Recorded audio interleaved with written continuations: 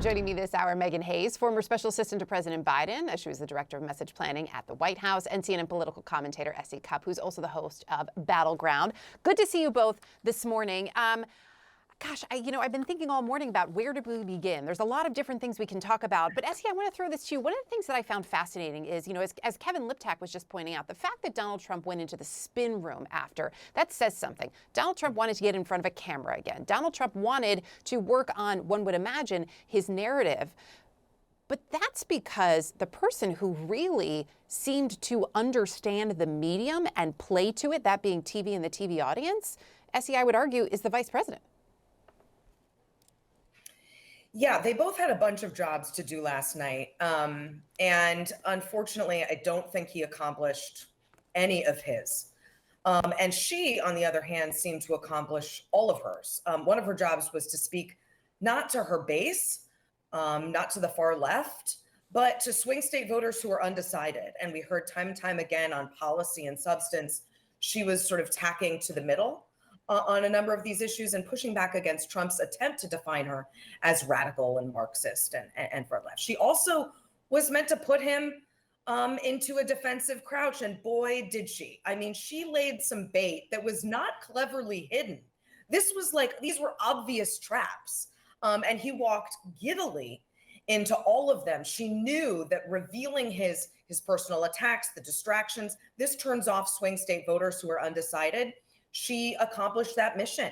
He was meant to go in and talk about the issues that resonate with his base, and a lot of moderates, by the way, the economy and immigration. And instead of really drilling down on his policy or even attacking the Biden administration's policies, he really got distracted and went into some very strange territory that I don't think will appeal to those undecided swing state voters. Yeah, territory that his campaign and debate prep certainly did not want him entering.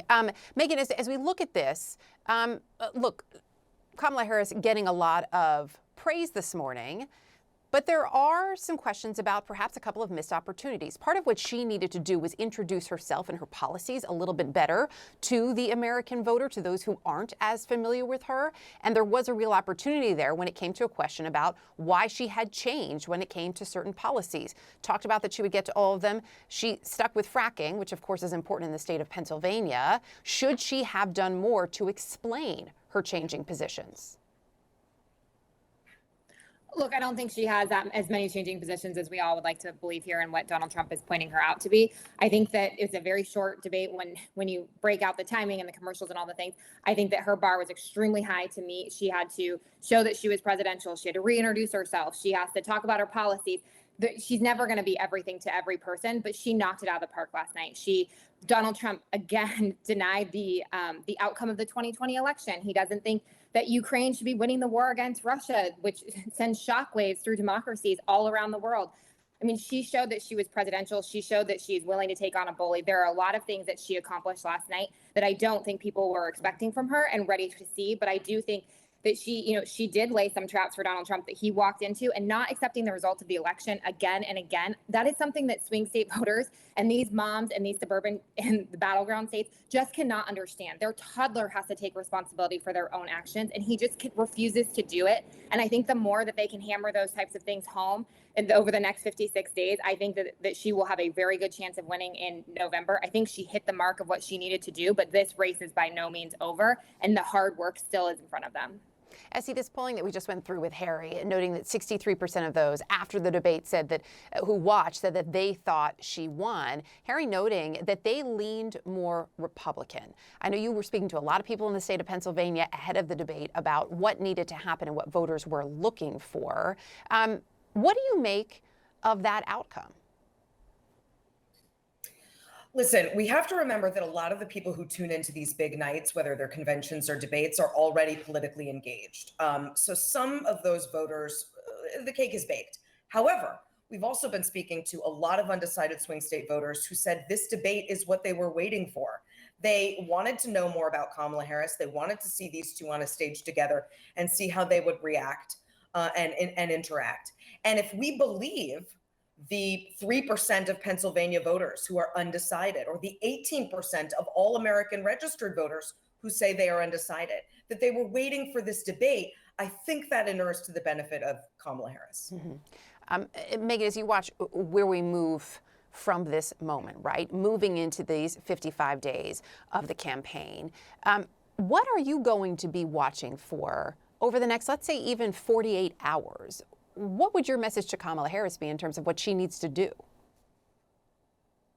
I mean, I think she needs to get out there and continuing to talk to voters. I think she needs to do more local media. I think that is a one way that people can get to know you. Not everyone's going to have time to go to a rally, take off work. Those are, that's an extremely rare thing that people are able to do, to be able to go to these rallies and see her in person. So I do think having a local media strategy in these battleground states would be extremely beneficial to her. But I think she needs to continue to talk about the issues and where she stands on things. And I think that's what people need to hear. And I think the more you say it and the more you keep reminding people who you are and the things that they've done, the Biden-Harris administration has done for you, I think people will get to see a real difference and continue to draw the contrast between you and Donald Trump and the character argument.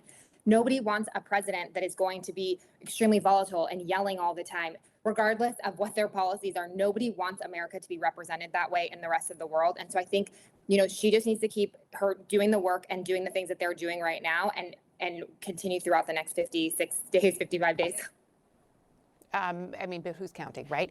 Essie, we've talked a lot. We've talked a lot in this election. We talked certainly after the June debate about the concerns of down ballot races when it came to Joe Biden's performance in that debate. Where are things down now? When you're talking to voters, how much are they talking about those other elections? Is their focus more on the top of the ticket or on the down ballot races, those local races that are going to impact them more on a daily basis?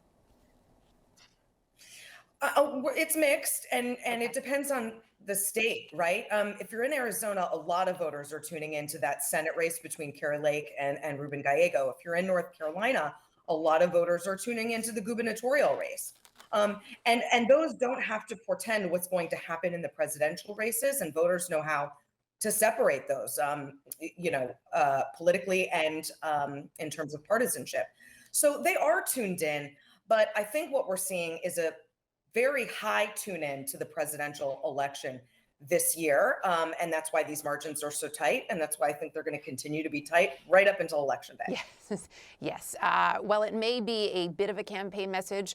I think it's also pretty clear the underdog thing, this is not a decided race by any stretch of the imagination. So No. We got a lot to talk about, which keeps us all employed for a little while longer. My friends, thank you both.